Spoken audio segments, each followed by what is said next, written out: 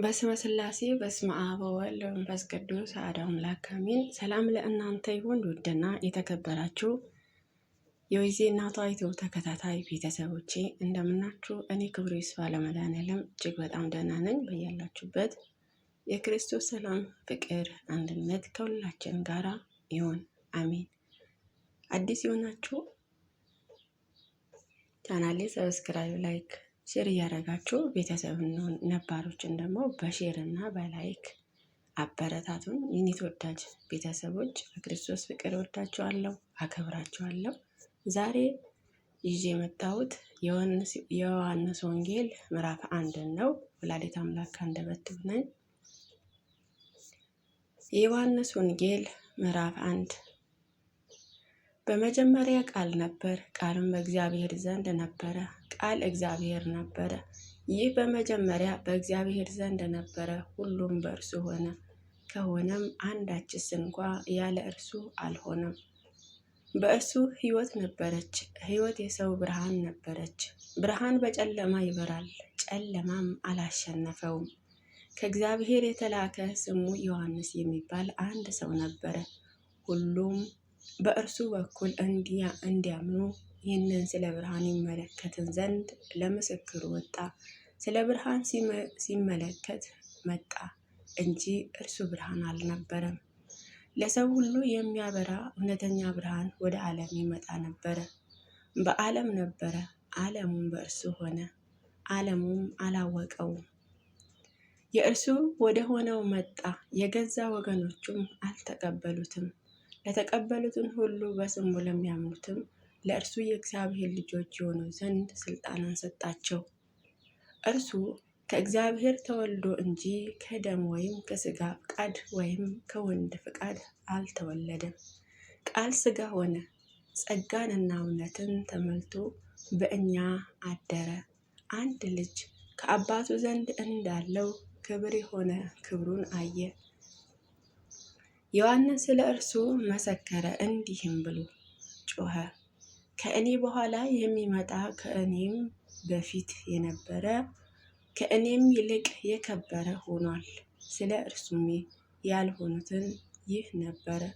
እኛ ሁላችንን ከሙላቱ ተቀብለን በጸጋ ላይ ጸጋ ተሰጥቶናልና፣ ሕግ በሙሉ ተሰጥቶን ነበረ።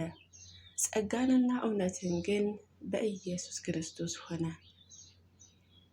መቼም ቢሆን እግዚአብሔር ያየውን አንድስ እንኳ የለም።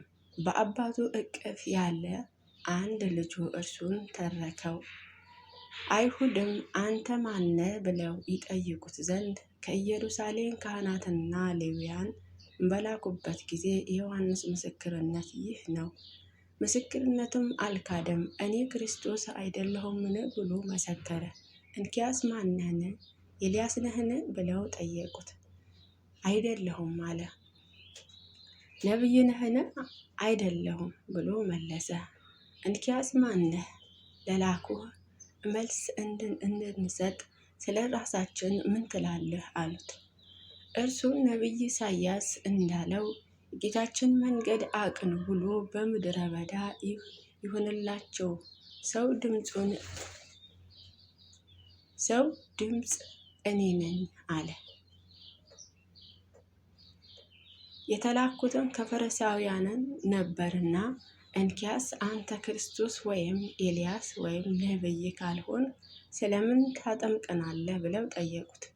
ዮሐንስ መልሶ እኔ በውሃ አጠምቃችኋለሁ፣ ዳሩ ግን እናንተ የማታውቁት በመካከላችሁ ቆሟል። እኔ የጫማውንም ጠፈር ልፈታ የማይገባኝ ከእኔ በኋላ የሚመጣ ከእኔ ይልቅ የሚከብር ይህ ነው አላቸው። ይህንን ነገር ዮሐንስ ያጠምቅበት በነበረ በዮርዳኖስ ማዶ በቢታንያ በቤተ ራባ ሆነ። በነጋውም ዮሐንስ ኢየሱስ ወደ እርሱ ሲመጣ አይቶ እንዲህም አለ፣ እነሆ የዓለም ኃጢአትን የሚያስወግድ የእግዚአብሔር በግ። አንድ ሰው ከእኔ በኋላ ይመጣል፣ ከእኔም በፊት ነበረና ከእኔ ይልቅ የከበረ ሆኗል ብሎ ስለ እርሱ ያልሁትን ይህ ነው። እኔ አላውቀውም ነበረ፣ ዳሩ ግን ለእስራኤል ይገለጥ ዘንድ ስለዚህ በውሃ እያጠመቅኩ እኔ መጣሁ። ዮሐንስ እንዲህ ብሎ መሰከረ፣ መንፈስ ከሰማይ እንደ ርግብ ሆኖ ሲወርድ አየሁ፣ በእሱም ላይ ኖረ። እኔም አላውቀውም ነበር፣ ዳሩ ግን በውሃ ጠምቀው ዘንድም የላከኝ እርሱ መንፈስ ሲወርድበትና ሲኖርበት የምታየው በመንፈስ ቅዱስ የሚያጠምቀው እርሱ ነው አለኝ።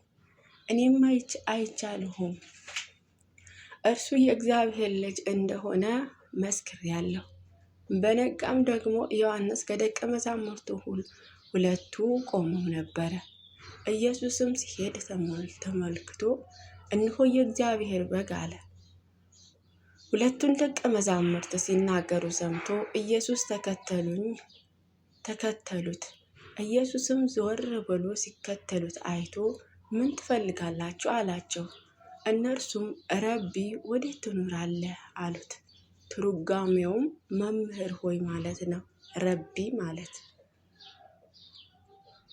መጥታችሁ እዩ አላቸው። መጥተው የሚኖርበትን አዩ። በዚያን ቀን በእርሱ ዘንድም ዋሉ። 10 ሰዓትም ያህል ነበረ። ከዮሐንስ ዘንድ ሰምተው ተከተሉት። ለሁለቱ አንዱ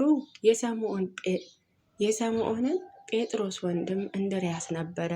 እርሱም አስቀድሞ የራሱን ወንድም ስምዖን አገኘውና መሲህ አግኝተናል አለው። ትርጓሜው ክርስቶስ ማለት ነው። መሲህ ማለት ወደ ኢየሱስም አመጣው። ኢየሱስን ተመልክቶ አንተ የዮና ልጅ ስምህ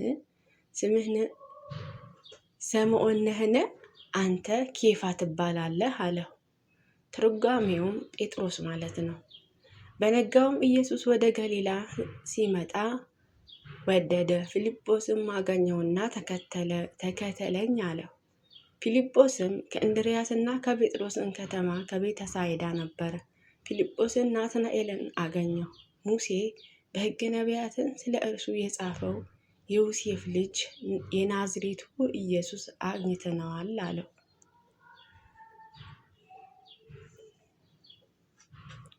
ናትናኤልም ከናዝሬቱ መልካም ነገር ሊወጣ ይችላልን አለው። ፊልጶስም መጥተህ እይ አለው።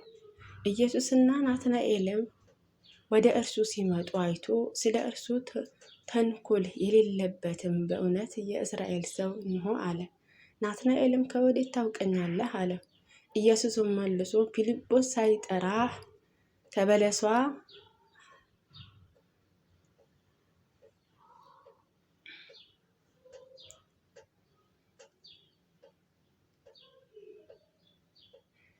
ከበለሷ በታች ሳለህ አየሁህ አለው። ናትናኤልም መልሶ መምህር ሆይ አንተ የእግዚአብሔር ልጅ ነህን? አንተ የእስራኤል ንጉሥ ነህን? አለው። ኢየሱስም መልሶ ከበለስ በታች አየሁ ስላልኩ አመንክን? ከዚህ የሚበልጥ ነገር ታያለህ አለው። እውነት እውነት እላቸዋለሁ ሰማይን ሲከፈል የእግዚአብሔር መላእክትን በሰው ልጆች ላይ ሲመጣና ሲወርድ ታያላችሁ አለ ይላል። ስለ ቃሉ የቃሉ ባለቤት አምላካችን ይክበር ይመስገን።